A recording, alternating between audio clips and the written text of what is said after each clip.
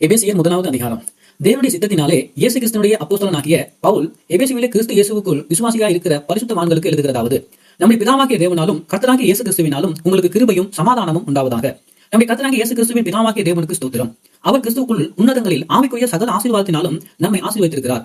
நமக்கு முன்பாக நாம் அன்பினாலே பரிசுத்தம் உள்ளவர்களும் குற்றம் இல்லாதவர்களுமா இருப்பதற்கு அவர் உலக தோட்டம் முன்னே கிறிஸ்துவுக்குள் நம்மை தெரிந்து கொண்டபடியே பிரியமானவர்களுக்குள் நமக்கு தந்தருளின நம்முடைய கிருபையின் மகிமைக்கு புகழ்ச்சியாக நம்முடைய தயவுள்ள சித்தத்தின்படியே நம்மை இயேசு கிறிஸ்து மூலமாய் தமக்கு சுவிகார புத்திரராகும்படி முன்குறித்திருக்கிறார்.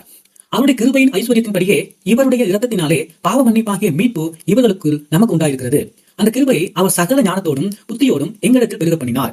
காலங்கள் நிறைவேறும் போது விளங்கும் நியமத்தின்படியே பரலோகத்தில் இருக்கிறவைகளும் பூலோகத்தில் உள்ளவைகளுமாகிய சகலமும் கிறிஸ்துவுக்குள்ளே கூட்டப்பட வேண்டும் என்று நமக்குள்ளே தீர்மானித்திருந்த நம்முடைய தயவுள்ள சித்தத்தின் இரகசியத்தை எங்களுக்கு அறிவித்தார்.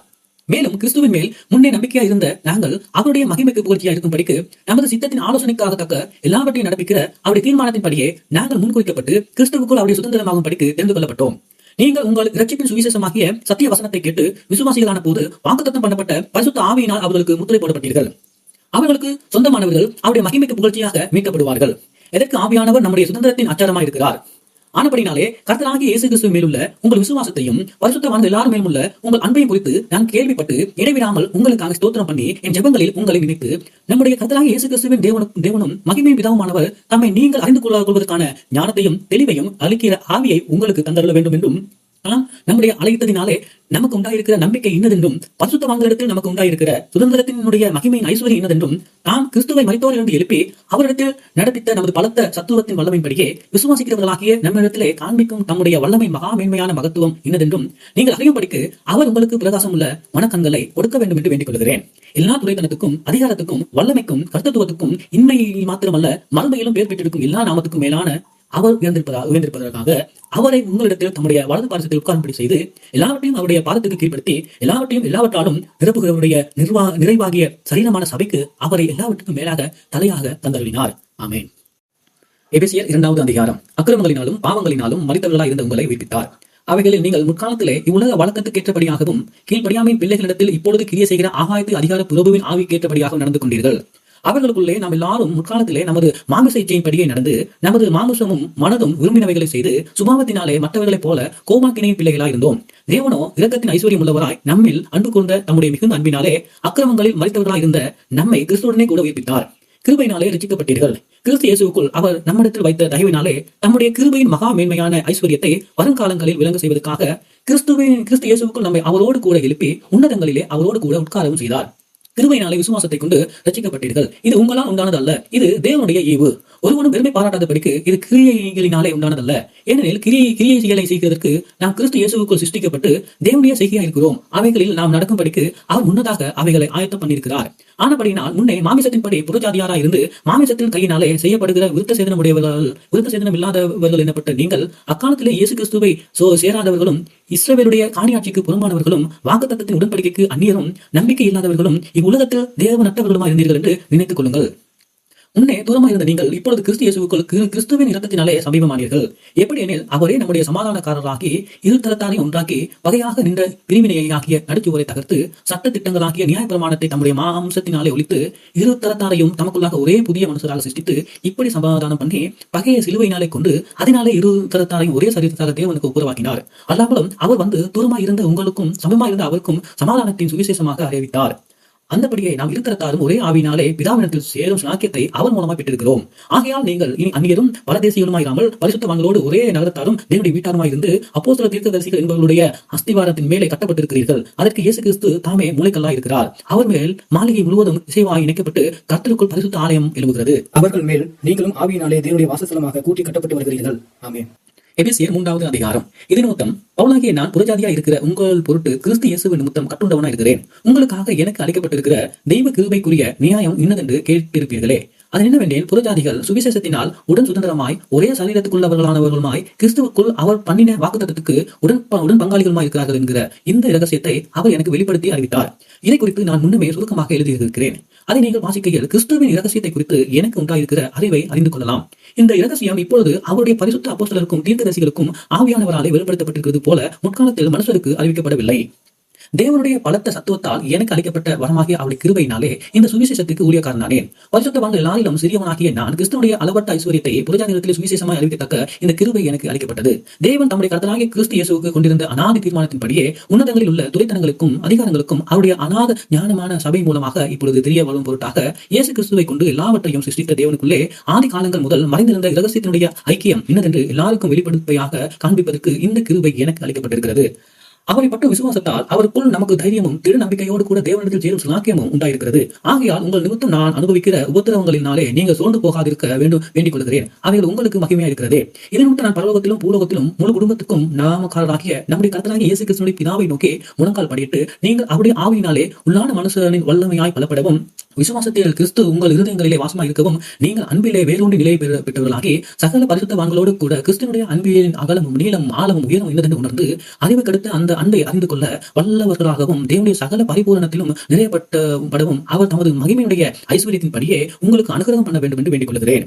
நாம் வேண்டிக் கொள்வதற்கும் நினைப்பதற்கும் மிகவும் அதிகமாக நமக்குள்ளே கிரியை செய்கிற வல்லமையின்படியே நமக்கு செய்ய வல்லவராகிய அவருக்கு சபையிலே கிறிஸ்து இயேசுவின் மூலமாய் தலைமுறையாக சதா காலங்களிலும் மகிமை உண்டாவதாக. ஆமென்.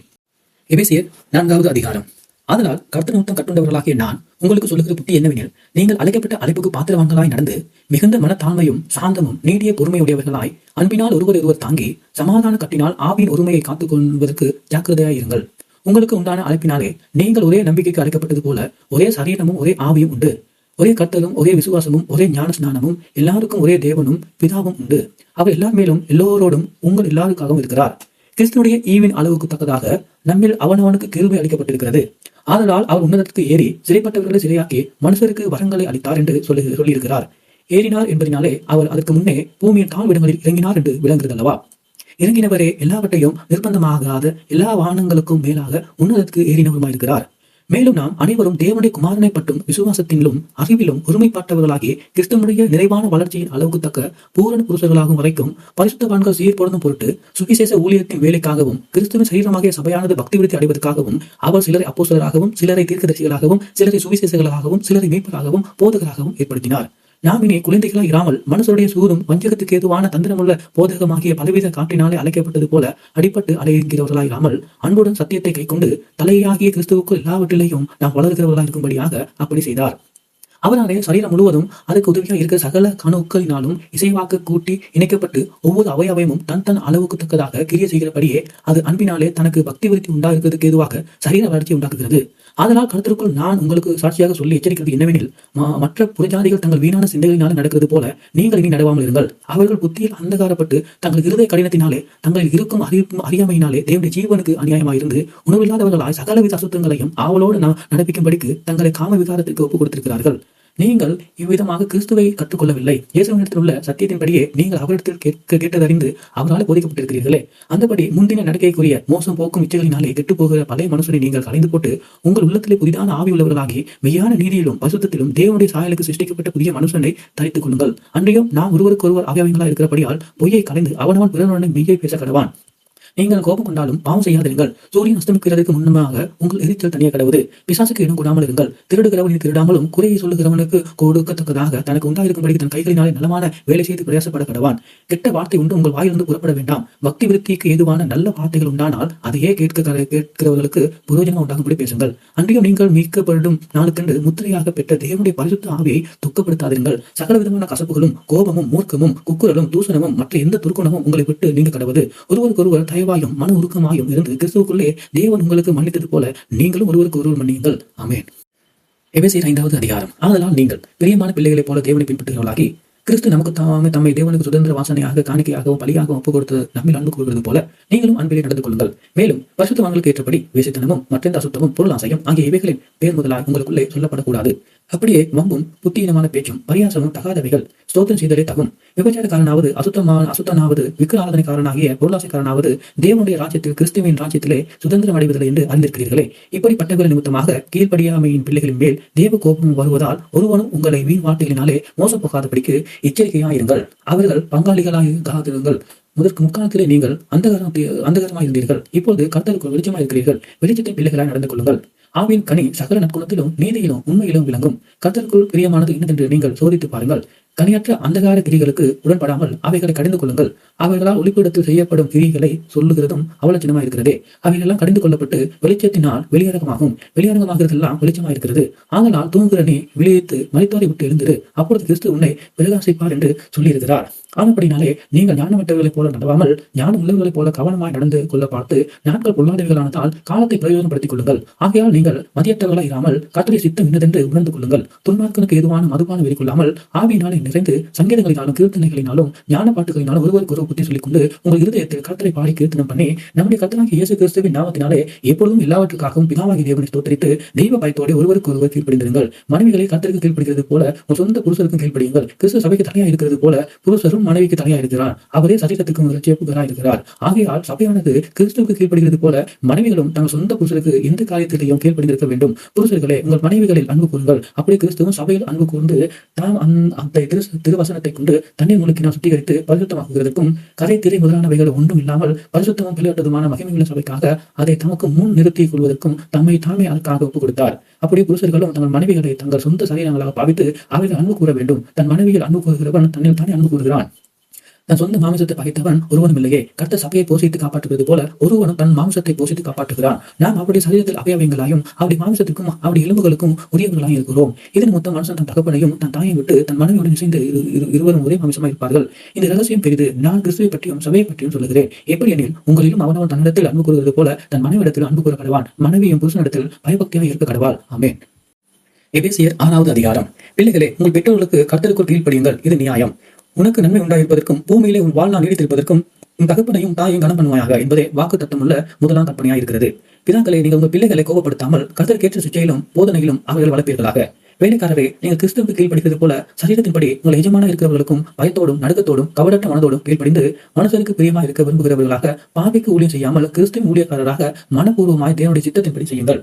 அடிமையானாலும் சுயாதீனம் உள்ளவனானாலும் அவனவன் செய்கிற நன்மைப்படியே கர்த்தரிடத்தில் பலனை அடைவான் என்று அறிந்து மனுஷருக்கென்று ஊழியம் செய்யாமல் கர்த்தருக்கென்று நன்மனதோடு ஊழியம் செய்யுங்கள். எஜமான்களே அப்படி நீங்களும் வேலைக்காரருக்கு செய்ய வேண்டியவைகளை செய்து அவர்களுக்கும் உங்களுக்கும் எஜமானவர் பரலோகத்தில் இருக்கிறார் என்றும் அவரிடத்தில் பட்சபாதம் இல்லை என்றும் அறிந்து கடும் சொல்லால் விட்டுவிடுங்கள். கடைசியாக என் சகோதரரே கர்த்தரிடத்திலும் அவருடைய தத்துவத்திலும் வல்லமையினாலும் பலப்படுங்கள். நீங்கள் பிசாசின் தந்திரங்களோடு எதிர்த்து நிற்காத திராணி உள்ளவர்களாக இருக்கும்படிக்கு தேவனுடைய சர்வாயுதங்களை தரித்துக் கொள்ளுங்கள். ஏனெனில் மாம்சத்தோடும் இரத்தத்தோடும் அல்ல, துறைத்தனங்களோடும் அதிகாரங்களோடும் இப்பிரபஞ்சத்தின் அந்தகார லோகாதிபதிகளோடும் வானமண்டலங்களில் உள்ள பொல்லாத ஆவிகளின் செய்திகளோடும் நமக்கு போராட்டம் உண்டு.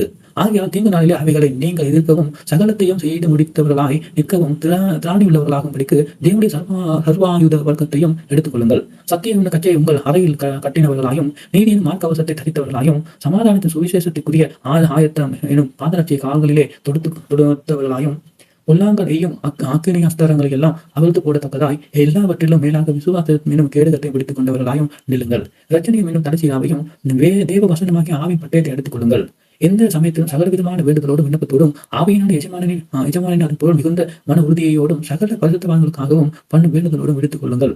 சுவிசேஷத்திற்காக சங்கிலியால் கட்டப்பட்டிருக்கிற ஸ்தானாதிபதி ஆகிய நான் அதை பற்றி பேச வேண்டிய தைரியமாய் பேசத்தக்கதாக நான் தைரியமாய் என் வாயை திறந்து சுவிசேஷத்தின் ரகசியத்தை அறிவிக்கிறதுக்கு எனக்கு கொடுக்கப்பட்டபடி எனக்காகவும் விண்ணப்பம் பண்ணுங்கள். அன்று எனக்கு அடுத்த காரியங்களும் என் சுய செய்திகளும் உங்களுக்கு தெரியப்படுத்தும்படிக்கு அவை எல்லாம் நமக்கு பிரியமான சகோதரனும் கர்த்தருக்குள் உண்மையுள்ள ஊழியக்காரமாக இருக்கிற திகைக்கு உங்களை அறிவிப்பான். நீங்கள் எங்கள் செய்திகளை அறியவும் அவன் உங்கள் இருதயங்களுக்கு ஆறுதல் செய்யவும் அவனை உங்களிடத்தில் அனுப்பினேன். பிதாவாகிய தேவனாலும் கர்த்தராகிய இயேசு கிறிஸ்துவினாலும் சகோதரருக்கு சமாதானமும் விசுவாசத்தோடு கூடிய அன்பு உண்டாவதாக. நம்முடைய கர்த்தராகிய இயேசு கிறிஸ்துவுக்கு அழியாத அன்புடனே அன்பு கூறிய யாவருக்கும் கிருபை உண்டாயிருப்பதாக. ஆமென்.